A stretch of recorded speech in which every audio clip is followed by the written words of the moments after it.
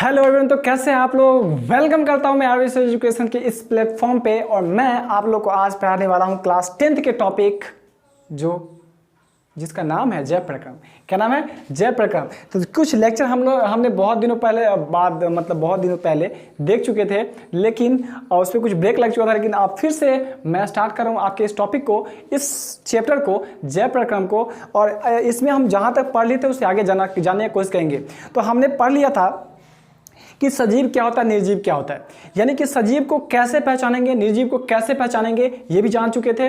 अब आज हम जानेंगे कि क्या जानेंगे, सजीव वस्तु एवं जय प्रक्रम के बारे में, कि सजीव वस्तु कैसा होता है और सजीव वस्तु में जय प्रक्रम कैसे काम करता है। ठीक है, यानी कि अगर कहने का टोटल मेरा मकसद ये है कि सजीव जो वस्तु होगा वो जय प्रक्रम, उसके अंदर जय प्रक्रम कैसा होगा। तो हम लोग ये भी जानते हैं कि हम लोग का जो शरीर है, ठीक है, हम लोग के शरीर में जो भी काम होता है एक सुव्यवस्थित ढंग से होता है, यानी कि पूरे कुछ एक सिस्टमेटिक वे में जीवों में एक सुव्यवस्थित एवं निश्चित संरचनात्मक एवं क्रियात्मक सुव्यवस्था पाया जाता है।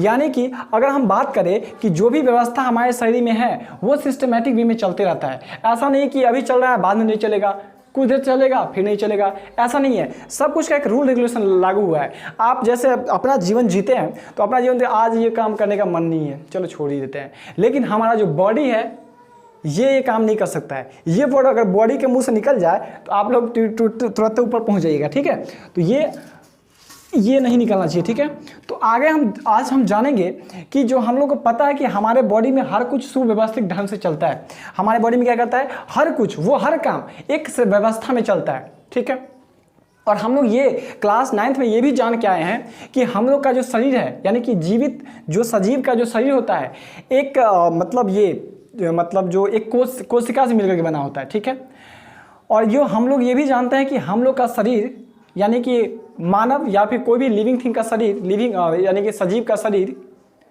वो उसका जो कोशिका होता है उसको संरचनात्मक एवं क्रियात्मक इकाई बोलती है। संरचना का मतलब यहाँ पे ये हो जाएगा कि स्ट्रक्चर उसका कैसा बनेगा। ठीक है, एक सिस्टमेटिक में बनेगा। और क्रियात्मक मतलब कि वो फंक्शन कैसे करेगा, उसका स्ट्रक्चर कैसा होगा, वो फंक्शन कैसे करेगा। ये दोनों बात हम जानते हैं। तो हम लोग को पता है कि हमारे शरीर का इकाई क्या है। तो आप बोलिएगा कोशिका, आपने सही बोला, आपका 100% सही जवाब निकला कि हमारे शरीर का अगर इकाई का बात करें, क्या करें, इकाई का, कि हमारा शरीर बना किस चीज़ से है, तो आप जस्ट बोलिएगा कोशिका। मैंने भी मना नहीं किया आपको बोलने के लिए, चलिए बोलिए। और हम एक स्टेप आगे चलते हैं। अगर हम आपसे पूछ दें कि भाई साहब, अगर मान लीजिए कि कोशिका, जिस तरीके से हम अकेले हैं तो एक इंडिविजुअल, यानी कि एक व्यक्तिगत किसी नाम से पुकारिएगा, और हम लोग ग्रुप में आ गया, बहुत सारा आदमी आ गए, तो क्या उसमें एक उस भीड़ को भी एक ही नाम दीजिएगा? नहीं ना, उसको जाने कि एक समूह है। ठीक है, उसी तरीके से मान लीजिए कि एक कोशिका एक जगह बहुत सा एकत्र हो गया, तो फिर भाई उसका नाम क्या देंगे? तो भाई साहब बात इतना सा है, आप पढ़ के आए हैं कि इसको बोलेंगे ऊतक। क्या बोलेंगे जी? ऊतक। लेकिन आदमी सब कहना है, बहुत सारे आदमी सब ऐसे बोलते हैं कि भाई कोशिकाओं से मिलकर के ऊतक बना होता है। नो डाउट बात सही भी है, लेकिन मेरा कहना यहाँ पे ये है कि भाई साहब ऐसा बात नहीं है, ऐसा बात बिल्कुल नहीं है। हम यहाँ पे इस लाइन को थोड़ा सही करना चाहते हैं। सही कैसे करेंगे? तो सही करने का मेरे पास रूल ये है कि भाई साहब, जैसे कि मान लीजिए यहाँ पे ए है, यहाँ पे बी है, यहाँ पे सी है, फिर से यहाँ पे ए है, यहाँ पे ए है, यहाँ पे डी है। ठीक है, मान लीजिए कि ये मेरा एक बहुत सारा कोशिका है, एक जगह है। ये क्या है? मेरा बहुत सारा कोशिका एक जगह पे है। तो हम ये बोल सकते हैं कि भाई साहब देखिए, सब कोशिका सबसे नहीं जुड़ता है, हर एक कोशिका हर एक से नहीं जुड़ता है। जिस तरीके से हर एक इंसान, हर एक आदमी से उसका लगाव नहीं रहता है। कोई खास आदमी होता है जिससे उसको लगाव रहता है। बात समझ रहे हो ना? किसी खास आदमी से उसको लगाव रहता है, तो बताइए वो चपकेगा किसके साथ? अपने खास आदमी के साथ ना। यानी कि ए है तो ए के साथ जुड़ेगा, यहाँ पे कितना है? ए। बी है तो वो बी के साथ ही जुड़ेगा, सी है तो वो सी के साथ ही जुड़ेगा। मेरा कहने का मतलब आप लोग समझ गए होंगे। आप मेरे कहने का मतलब ये नहीं है कि कोशिकाओं से मिलकर के ऊतक बनता है। मेरे कहने का थोड़ा सा अंदाज चेंज है। अंदाज चेंज ये है कि मैं यहाँ पे कहना चाह रहा हूँ कि एक जैसे सिमिलर, एक जैसे कोशिका मिलकर के उत्तक का निर्माण करता है। एक जैसा होना चाहिए, उसमें डिफरेंट कोशिका नहीं हो सकता बॉस। आप क्यों पुराने जमाने के चक्कर में पड़े हो, बात को समझो। यानी एक जैसे कोशिका से मिलकर के उत्तक बनता है। हम यहाँ पे ये नहीं बोल सकते हैं कि कोशिकाओं से मिलकर, सॉरी, बहुत सारे कोशिका मिलकर के उत्तक बनाता है, नहीं। यहाँ पे एक जैसे कोशिका मिलके बनेगा। भाई कोशिका तो बहुत अलग अलग मतलब प्रकार का होता है। तो क्या बैक्टीरिया कोशिका में जोड़ देंगे अपने शरीर को, अब वहां से अपना शरीर उत्तक बना लेंगे? नहीं ना, ये लान बिल्कुल गलत है बॉस, बिल्कुल गलत है। तो सही क्या है मैं आपको बता रहा हूँ। सही ये है कि हम यहाँ पे बताएंगे कि एक जैसे कोशिका मिलकर के उत्तक बनाएगा। यहां तक बात क्लियर है? चलिए आगे बढ़ते हैं। अब बताइएगा भाई, ये भी बात हो गया, अब उत्तक से क्या बनाइएगा आप? सब कुछ पहले से आपको पता है, हल्का आप लोग को उस पर मुझे पॉलिश मारने का जरूरत है, तो मैं मान ही दे रहा हूं, छोड़ू क्यों मैं। अब मानेंगे कि एक जैसे उत्तक मिलकर के अंग बनाता है। ये भी बात आप लोग जानते हैं कि एक जैसे उत्तक मिलकर के अंग बनाता है। यानी कि यहां पे फिर से हम ये वाला फॉर्मूला अप्लाई करेंगे भाई साहब कि यहां पे एक जैसे उत्तक मिलकर के अंग नहीं बनाएगा। यानी कि एक पूरे पैटर्न होता है बॉस किसी भी चीज को समझने के लिए। यानी कि आप बायोलॉजी भी पढ़ रहे हैं तो बहुत मजे से पढ़िए ना बॉस। हम है ना, हम है तो क्या गम है बॉस। अरे यार समझो, मतलब अगर ये भी ए होगा, मान लीजिए कोई एक उत्तक है, ठीक है, यहाँ पे सी है, ठीक है, तो भाई साहब ये ए उत्तक से ही जुड़ेगा, सी उत्तक से जुड़ेगा। यानी कहने का मतलब ए और सी नहीं जुड़ सकता है। तो मेरे कहने का टोटल मतलब आप समझ ही गए होगे यहाँ से कि एक जैसे उत्तक जुड़ेगा तो बनाएगा भाई साहब अंग। क्या बनाएगा? अंग। एक जैसे उत्तक जुड़ेगा, क्या बना दिया? अंग। अब आगे चलते हैं और अंग से अब बनेगा हमारा अंग तंत्र। क्या बनेगा? अंग तंत्र। अब हम लोग बना लिए हैं अंग तंत्र। यानी कि चले थे हम लोग एक आणविक स्तर पर से, एक मॉलिक्यूलर स्तर पर से, उस सब पे आए कोशिका से आगे उत्तक से पहुंच गए अंग से अंग तंत्र। और बहुत ही जल्दी हम अपने बॉडी पे पहुंचने वाले हैं। यानी कोशिका से स्टार्ट करके अपने बॉडी पे जाके थोड़ा ब्रेक लेंगे। यानी कि अब अंग तंत्र हो गया। तो अंग तंत्र में भी सेम सिचुएशन है कि एक जैसे अंग मिलकर के अंग तंत्र बनाएगा। अब अंग तंत्र से क्या बनेगा? पूरे के पूरे जीव का निर्माण होगा। क्या होगा जी? जीव का निर्माण होगा। यानी कि अब हम कह सकते हैं कि हमारा कोशिका एक जैसे कोशिका से मिलकर उत्तक बन गया था, उत्तक से बन गया था अंग से मिलकर बन गया था अंग तंत्र, और अंग तंत्र से टोटल के टोटल हमारा क्या होगा? एक पूरे का पूरे ऑर्गेनिज्म यानी कि जीव का निर्माण हो गया। यानी कि साक्षात हम दिखाई दे रहे हैं, तो हमारे अंदर भी ये पूरे प्रोसेस फॉलो हुआ होगा। कभी ना कभी हम लोग एक कोश की जीव रहे होंगे। अब बताइए, आप लोग क्लास 10th में पढ़ते हैं, बताइए कि एक कोश का जीव हम लोग कब रहे होंगे? तो भाई साहब जायगोट युग्मनज जो हमारे शरीर का पहला कोशिका होता है जिससे हम लोग विकसित होते हैं। क्या समझे? युग्मनज हमारे शरीर का पहला कोशिका होता है जिससे हम लोग क्या होते हैं? विकसित होते हैं। तो हम लोग भी कभी ना कभी एक कोशिकीय थे। एक कोशिकीय से फिर उत्तक पे आएंगे, उत्तक से अंग से तंत्र पे आएंगे, और उसके बाद ये पूरे साक्षात दिखाई दे रहे हैं। ऐसे थोड़ी ना होता है, इतना आसान थोड़ी ना होता है। बात समझ में आया? नहीं समझ में आया? समझ में आया होगा। चलिए यहां तक हम लोग क्लियर कर चुके हैं कि और कोशिका से उत्तक से अंग से अंग तंत्र का निर्माण होता है। अब हम लोग चलते हैं, इससे थोड़ा सा आगे बढ़ते हैं। क्या कि ये हमारे बॉडी में ये पूरा कुछ फंक्शन करता है तब जाके हम जिंदा है। क्या आप समझे कि अगर ये पूरे फंक्शन काम कर रहा है तभी हम जिंदा है। अगर ये फंक्शन जिस दिन काम करना बंद कर दिया जाए तो पता है ना ऊपर, ठीक है। तो मतलब कहने का मेरा सेंस ये हो गया कि यहां तक हम लोग का क्लियर हो गया टॉपिक। अब हम लोग चलेंगे आगे चलने का क्या मतलब है कि ये सारा चीज एक सिस्टमैटिक वे में, ठीक है, एक क्रमबद्ध तरीके से काम करता है तो जाके जिंदा होते हैं। बात ये भी है, ये अंग तंत्र हमेशा काम करता है। हम सोए रहे, जागे रहे, क्या खेल रहे, कूद रहे, खाना खा रहे, हमेशा ये काम करता है। भाई हड़ताल पे कभी नहीं आता है, नहीं तो जिस दिन ये हड़ताल पे चला जाए उस दिन आपका बैंड बज जाएगा। बैंड क्या बज जाएगा?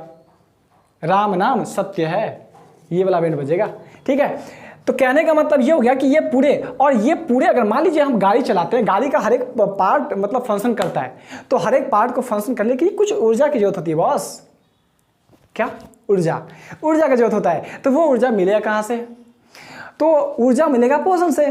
गाड़ी चलती है तो गाड़ी चलने में क्या होता है? पेट्रोल खर्च होता है, डीजल खर्च होता है ना। उसको फ्यूल चल लगता है, लेकिन हमारे बॉडी को भी तो कुछ फ्यूल चाहिए जी चलने के लिए। तो ये जो पूरे फंक्शन काम करेगा तो उसमें ऊर्जा का रिक्वायरमेंट होगा। तो ऊर्जा के लिए किस चीज़ पे चले जाएंगे? पोषण पे। अब बात हम लोग पोषण पे आ गया है, अब बात पोषण पे आ गया है, ठीक है क्या? अब पोषण में क्या होता है कि जितना भी हमारे शरीर में क्रिया चलता है, चाहे वो टूटे फूटे उत्तकों की मरम्मत करना क्यों नहीं होगी, वो वृद्धि करना क्यों नहीं होगा, ये सबके सब इसी पे डिपेंडेंट है बॉस।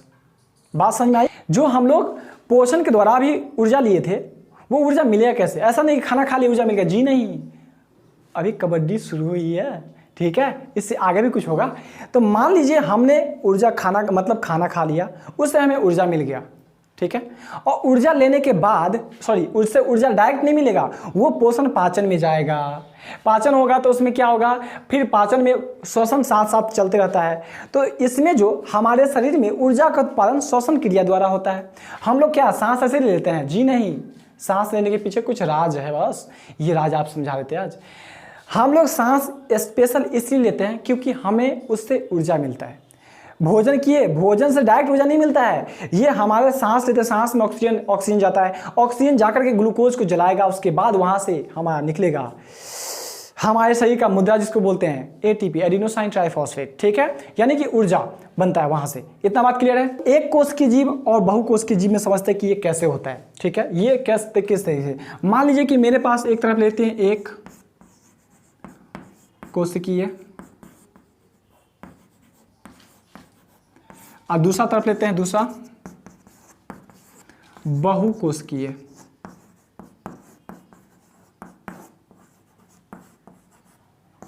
ठीक है। अब आगे समझते हैं एक कोष की जीव किसको पहले बोलते हैं ये समझ लेते हैं, और बहुकोष के किसको बोलते हैं ये समझते हैं, उसका आगे चलते हैं। एक कोष की जीव उसको बोलते हैं जिसका शरीर एक कोशिका से मिलकर बना होता है, और जो बहुत एक के अलावा बहुत सारा कोशिकाओं से जिसका शरीर मिलकर बना होगा उसको बोलते हैं बहुकोष की जीव। यहाँ तक बात क्लियर हो गया होगा।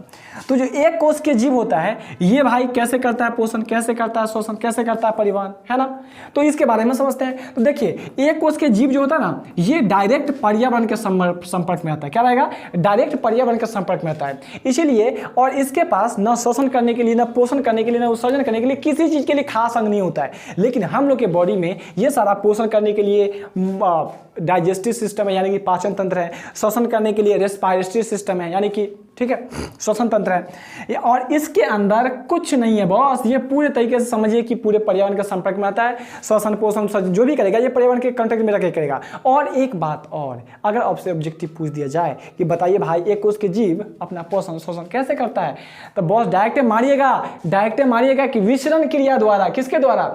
विसरण क्रिया द्वारा। लेकिन बहुकोष के जीव में यही सब काम करने के लिए विशेष अंग, खास अंग होता है, ठीक है। यहाँ तक कोई दिक्कत?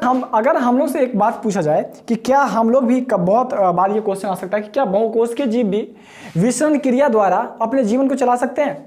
नहीं, बहुकोष के जीव कभी भी विसरण क्रिया द्वारा अपने आप को नहीं चला सकते, क्योंकि इसमें ऊर्जा का उत्पादन, मतलब ऊर्जा का रिक्वायरमेंट बहुत ज़्यादा होता है, और बहुत ज़्यादा ऊर्जा का रिक्वायरमेंट जहाँ से बनता है वहाँ ज़्यादा बनेगा तब तो हमारा शरीर ज़्यादा ले पाएगा, और बनने में कमी कर रहा है, चाहिए ज़्यादा, क्या चल पाएगा? नहीं ना। और ये बहुकोष एक कोष के जीव क्या होता है, एक कोष के जीव में ये सब कम मात्रा में जरूरत होता है, और कम मात्रा में जरूरत होने के साथ साथ इसमें विसरण क्रिया द्वारा इनफ है, हो जाता है। लेकिन बहुकोष के जीव में ये संभव नहीं है, क्योंकि इसमें ऊर्जा का उत्पादन ज़्यादा होना चाहिए, तभी जाके हमारा कंज्यूम करेगा हमारा बॉडी और हम लोग जिंदा रह पाएंगे। इसीलिए विसरण क्रिया द्वारा हम लोग के शरीर में संभव नहीं है कि हम लोग जिंदा रह पाए। विसरण क्रिया द्वारा पोषण चाहे कोई भी चीज़ हम लोग के लिए। और हमारे शरीर में क्या चलता है? परिवहन भी चलता है। अब आगे चलते हैं परिवहन पे, यानी कि परिवहन पे चलते हैं, ठीक है। हम चलते हैं परिवहन पे, यानी कि ये जो एक कोष के जीव होता है इसमें ये भी परिवहन भी नहीं पाया जाएगा। हम लोग के बॉडी में ये भी परिवहन, कि परिवहन के द्वारा ही ब्लड एक जगह से दूसरी जगह पहुंचता है। अब चलते हैं क्या? अब चलते हैं हम लोग उत्सर्जन पे। तो एक बात मैं भी बता दूं कि क्या उत्सर्जन जो होता है, जिस तरीके से हम लोग के बॉडी बहुकोशिकीय में होता है, क्या एक कोशिकीय में वैसा ही होता है? नहीं, इसमें ये भी नहीं काम होता है। ये जहां से आएगा वहां से उत्सर्जन कर देगा भाई, एकदम ऑलराउंडर है, एकदम से कुछ भी कर सकता है, ठीक है। कुछ जीव में, जो कुछ जीव होता है उसमें जनन होता है। क्या होता है? जनन होगा। किस में? नियंत्रण होगा, नियंत्रण एवं समन्वय होगा कुछ में, और हमारे मतलब उत्तेजनशीलता भी हम लोग में पाया जाता है।